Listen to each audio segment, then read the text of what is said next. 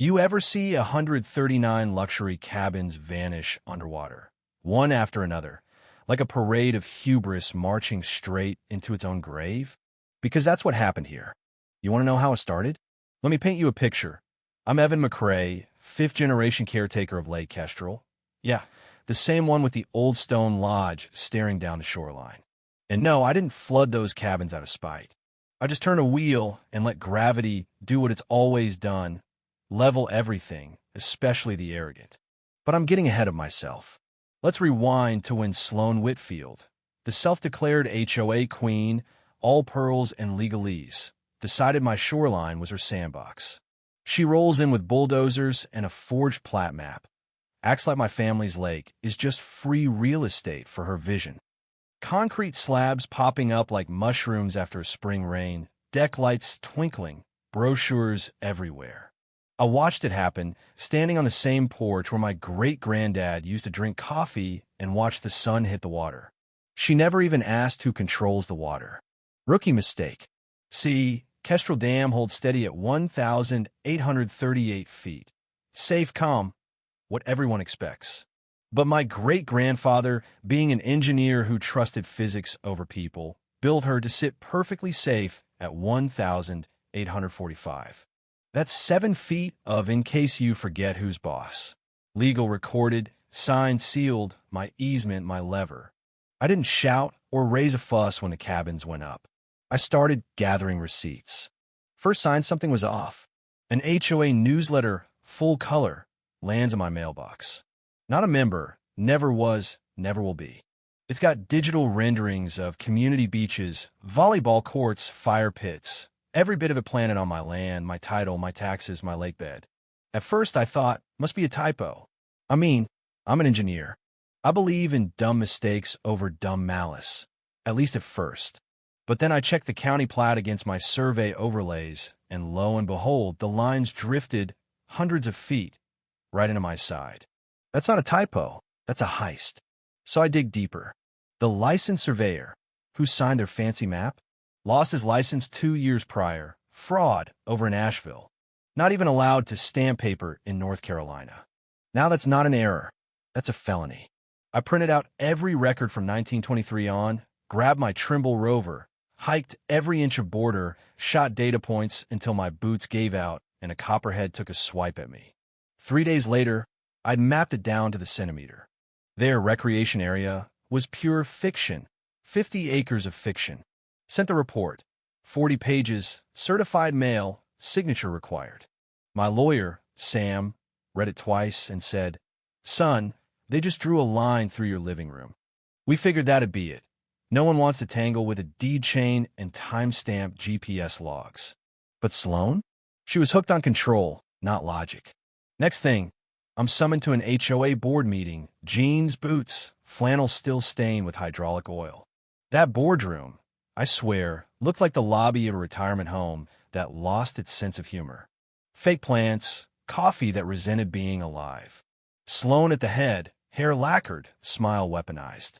"Mr. McCrae, we understand you're confused about the property lines," she starts, all sweet venom. I cut her off, told her straight, "Your survey's a forgery. Signed by a man who can't practice in this state." Silence. One lady nearly spit her coffee.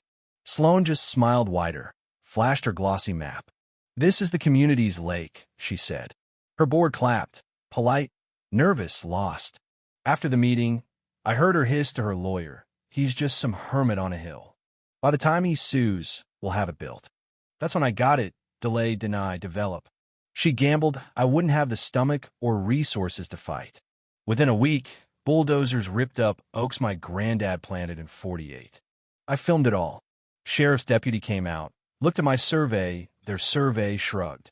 "Civil matter. Good luck in court." Sloane's grin could cut glass. Next morning, I walked the churn ground, smelled diesel, arrogance, and fresh wounds. That night, surrounded by a century of family blueprints, I found the answer in my great-grandfather's notes. The dam's built for 1,845, the natural shoreline.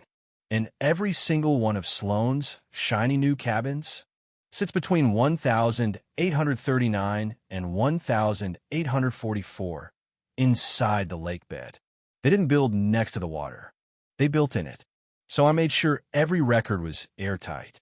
Called the Department of Environmental Quality. Hypothetically, if structures are built inside a flood easement and the owner operates the dam per maintenance protocol, the clerk, cautious, says liability's all on the builders. Perfect. Still, I didn't show my cards. Smiled at Sloan at the general store, nodded. Inside, I counted days. By midsummer, 139 cabins, all the same, all luxury. They had parties, took selfies, called it Lake Kestrel Paradise. Every time, I saved a screenshot. One humid afternoon, I watched them cut the ribbon. Sloan crowed, the crown jewel of our community. I almost choked on my coffee. That evening, Sam and I sent a letter, formal, direct, certified mail. Lake Kestrel will be restored to its documented high water elevation of 1,845 for routine inspection. Remove all property from the flood easement zone by 9 a.m., 2 days from receipt. I imagined Sloan rolling her eyes as she signed for it. Dawn on the deadline, fog curled off the lake. The cabins looked peaceful, clueless. Workers hung curtains, fluffed pillows, none of them knowing gravity was clocking in. At 8:55, I called the county dispatch, registered the procedure.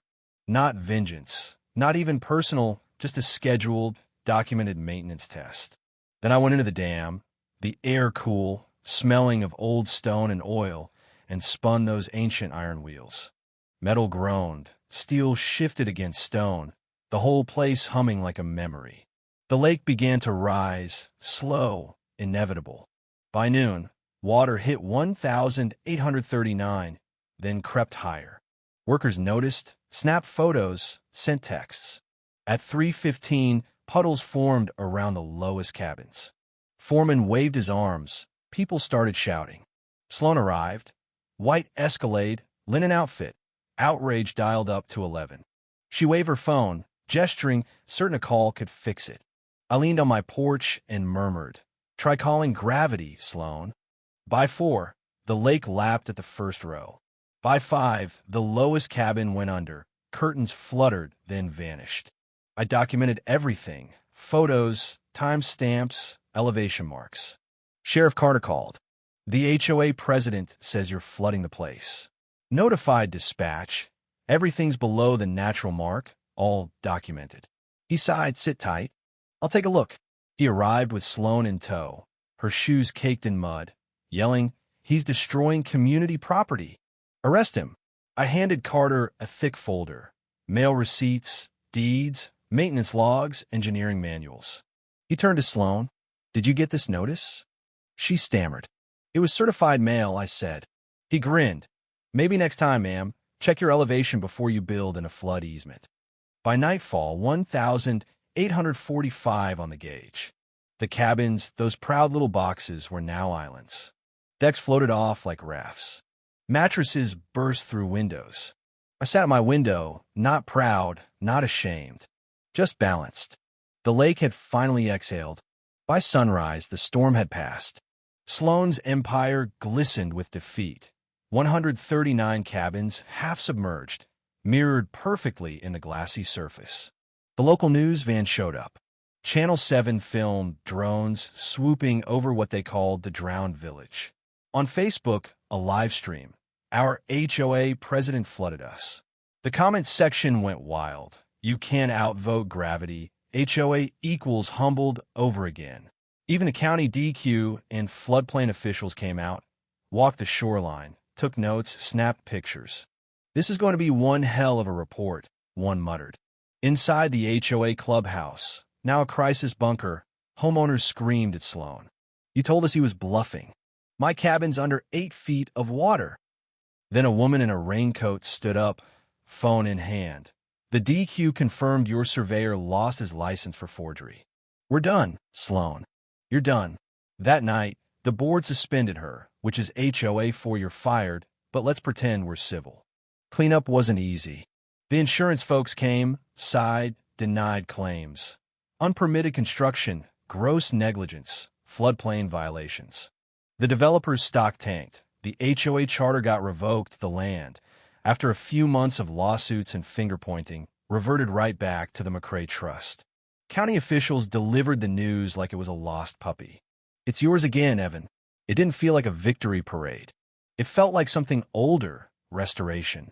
I hired a salvage crew, oversaw every nail and scrap hauled away. Locals waved from canoes, some laughing, some shaking their heads. "Did you really flood them on purpose?" I just shrugged. Didn't flood anyone. Just let the lake breathe.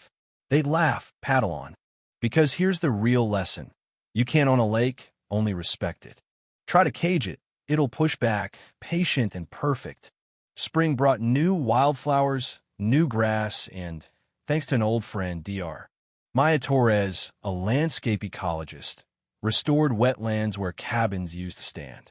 Volunteers planted willows and switchgrass. We rebuilt what Sloan's greed bulldozed. By fall, the northern cove was alive with deer and frogs and wildflowers. A patchwork of gold and green, nothing left of arrogance but memories. They held a ceremony, Lake Kestrel Renewal Day. The mayor spoke. Grace Howerin, one of the homeowners who lost her cabin, showed up muddy and smiling. "We planted 50 trees," she said. "Feels like we're finally making something right." Afterward, Maya stood with me at the dock, looking out over the water. "Poetry or karma?" she asked. "Maybe both," I said. Eventually, the county named the restored land Kestrel Conservation Preserve, protected by ordinance, a plaque that read, "You can't vote against gravity."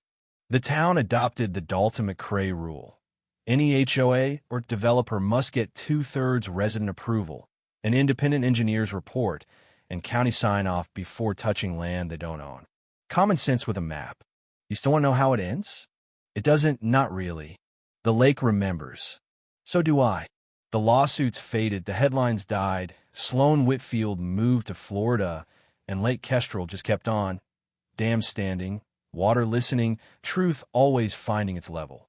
Sometimes I still get letters from other landowners, even HOA presidents, asking, "How'd you do it?" My answer's simple. You don't argue with gravity. You just let it work. So here's my question for you.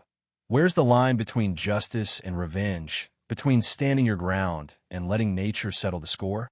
Drop your thoughts, share your own HOA battle scars, or just tell me where you're watching from. Because around here, we learn the hard way. You can redraw a line on paper, but nature, well, nature always has the final say.